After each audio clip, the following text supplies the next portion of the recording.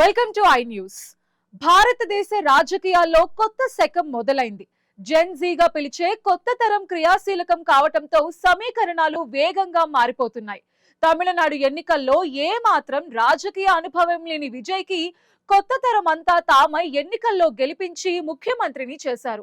దేశంలోని వివిధ రాష్ట్రాల్లో, ప్రపంచంలోని వివిధ దేశాల్లో కూడా ఈ మార్పు నినాదం జోరందుకుంది. ఈ నేపథ్యంలో తెలంగాణలో కూడా కొత్త తరానికి పట్టం కట్టే అవకాశాలు కనిపిస్తున్నాయి. కాంగ్రెస్ లో ఇప్పటికే రేవంత్ రెడ్డి రూపంలో కొత్త తరం స్టార్ట్ అయింది. కొత్త తరాన్ని జనం కోరుకుంటే తెలంగాణలో ఎవరికి ఎక్కువ అనుకూలత ఉంది? తెలంగాణలో మరో విజయ్ ఎవరు అనే ప్రశ్న వస్తోంది. ఇప్పుడున్న నాయకులేనా, కొత్తగా ఇంకా ఎవరైనా రాజకీయాల్లోకి వచ్చే అవకాశం ఉందా? ఈ స్టోరీలో చూద్దాం.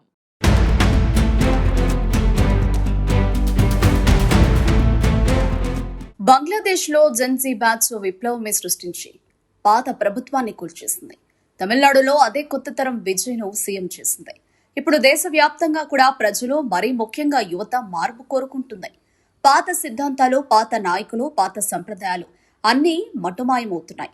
ఉద్యోగ, ఉపాధి అవకాశాలు కల్పించడంతో పాటు ప్రజలు అవినీతి రహిత, పారదర్శక పాలన అందించే నేత కోసం యువత ఎదురు చూస్తుంది. పాత పార్టీలు, పాత నాయకులను చూసి చూసి వారి మాటలు విని విని విసుగొచ్చిన జనానికి కొత్త కావాలి. ఈ కోణంలో ఆలోచిస్తే తెలంగాణలో కూడా జనం మార్పు కోరుకుంటే ఏం జరుగుతుంది? జెన్జీ బ్యాచ్ తో పాటు సాధారణ ప్రజలు కూడా కోరుకునే పార్టీ ఏదవుతుంది? నాయకుడు ఎవరవుతారు? మొత్తంగా తెలంగాణ విజయ్ ఎవరు అనే ప్రశ్న ముందుకొస్తోంది. తెలుగు రాష్ట్రాల్లో చంద్రబాబు నాయుడు, వైఎస్ఆర్ రాజశేఖర రెడ్డి, కేసీఆర్ లది ఓ తరం. రాజశేఖర రెడ్డి చనిపోగా కేసీఆర్ తెలంగాణలో ప్రతిపక్ష నేతగా, చంద్రబాబు ఏపీ సీఎంగా తమ చివరి మజిలీలో ఉన్నారు. చంద్రబాబు, కేసీఆర్ ఇద్దరు 70 ఏళ్లు పైబడ్డంతో తమ కొడుకులను వారసులుగా చేసి రిటైర్ కావడానికి సిద్ధపడుతున్నారు. వైఎస్ రాజశేఖర రెడ్డి కొడుకు జగన్ ఇప్పటికే కొత్త తరం నాయకుడిగా, ముఖ్యమంత్రిగా కూడా అయ్యారు. ఏపీలో జగన్, లోకేష్, పవన్ కళ్యాణ్ రూపంలో కొత్త తరం రాజకీయాలు స్టార్ట్ అయ్యాయి. కొత్త తరాన్ని ఆకట్టుకునేలా, ప్రజలు కోరుకుంటున్న మార్పు తెచ్చేలా రాజకీయాలు చేయగల నేత ఎవరు అనే ప్రశ్న ఉదయిస్తుంది.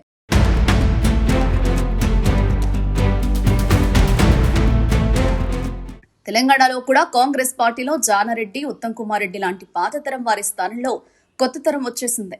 రేవంత్ రెడ్డి ముఖ్యమంత్రి కూడా కావడంతో ప్రస్తుతం ఆ పార్టీలో కొత్త తరానికి స్థానం లేదు.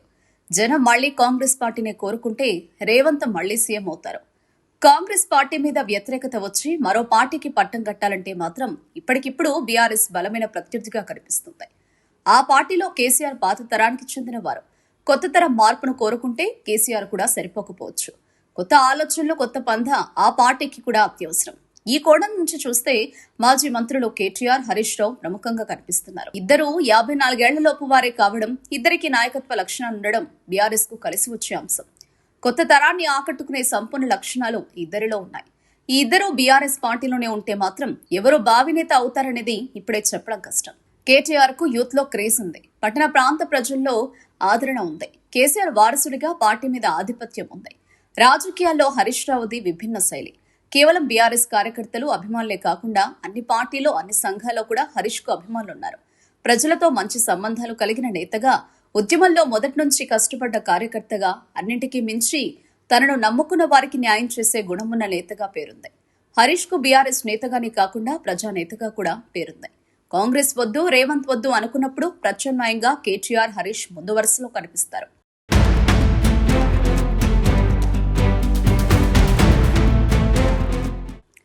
అయితే ఇప్పటికే జనం బీఆర్ఎస్ పాలనను చూశారు, కాంగ్రెస్ పాలనను కూడా చూశారు. రెండింటి గురించి తెలుసు కాబట్టి మరో కొత్త ప్రయోగం చేయాలనే ఆలోచన కూడా జనానికి వచ్చే అవకాశం ఉంది. తమిళనాడులో కూడా డీఎంకే, ఏఐఏడీఎంకేను చూసి చూసి ముఖం మెత్తిన జనం విజయ్కు పట్టం కట్టారు. తెలంగాణలో కూడా కాంగ్రెస్, బీఆర్ఎస్ పాలనను చూశాం కదా, కొత్త వారికి అవకాశం ఇద్దామని భావిస్తే మాత్రం అందుకు బీజేపీ ఓ బలమైన ప్రత్యామ్నాయంగా కనిపిస్తుంది. హిందుత్వ నినాదంతో పాటు కొత్త తరహా రాజకీయం బీజేపీతో సాధ్యమని ప్రజలు నమ్మే ఛాన్స్ ఉంది. అప్పుడు బీజేపీలో కొత్త తరానికి నాయకత్వం వహించే లక్షణాలు ఎవరికున్నాయనే వెతుకులాట ప్రారంభమవుతుంది. ప్రస్తుతం కేంద్ర మంత్రి కిషన్ రెడ్డి బీజేపీలో నెంబర్ 1 లీడర్గా ఉన్నారు. కానీ కిషన్ రెడ్డికి 2 ప్రతికూలతలున్నాయి. ఒకటి, ఆయన 60 ఏళ్లు దాటినవారు. మరొకటి, తెలంగాణలో బీసీని ముఖ్యమంత్రిని చేస్తామనే బీజేపీ హామీ. కాబట్టి బీజేపీలో బీసీ నాయకులకు అవకాశం దక్కుతుంది. ఈ కోణంలో చూస్తే కేంద్ర మంత్రి బండి సంజయ్, మాజీ మంత్రి ఈటెల రాజేందర్ ముందు వరుసలో ఉంటారు. బండి సంజయ్కు హిందుత్వవాదిగా మొదటి నుంచి బీజేపీలో ఉన్న వ్యక్తిగా ఆదరణ ఉంది. ధైర్యంగా దూకుడుగా వ్యవహరిస్తారనే క్రేజ్ ఉంది. మార్పు కోరుకునే వారికి ఆయన ఒక ప్రత్యామ్నాయంగా కనిపించవచ్చు. మల్కాజ్గిరి ఎంపీ ఈటెల రాజేందర్ కూడా ప్రధాన పోటీదారుగా ఉండే అవకాశం ఉంది. రాష్ట్ర మంత్రిగా అనుభవం ఉండడంతో పాటు అన్ని రాజకీయ పార్టీలు, సాధారణ ప్రజల్లో కూడా మంచి పేరుంది.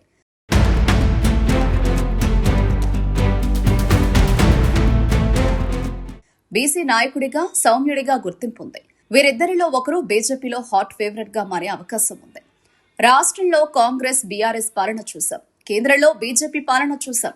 ఇప్పుడు ఈ మూడు పార్టీలు వద్దు, ఇంకా కొత్త వారికి అవకాశం ఇద్దామని కనుక జనం అనుకుంటే తెలంగాణలో కొత్త పార్టీకి పట్టం కట్టే అవకాశాలు కూడా లేకపోలేదు. ఇప్పటికే కేసీఆర్ కూతురు మాజీ ఎంపీ కల్వకుంట్ల కవిత కొత్త పార్టీ పెట్టి సిద్ధంగా ఉన్నారు. ఉచిత విద్య, ఉచిత వైద్యం లాంటి నినాదాలతో ఎజెండా సిద్ధం చేసుకుంటున్నారు. ఎమ్మెల్సీ తీన్మార్ మల్లన్న కూడా బీసీ వాదంతో కొత్త పార్టీ స్థాపించారు.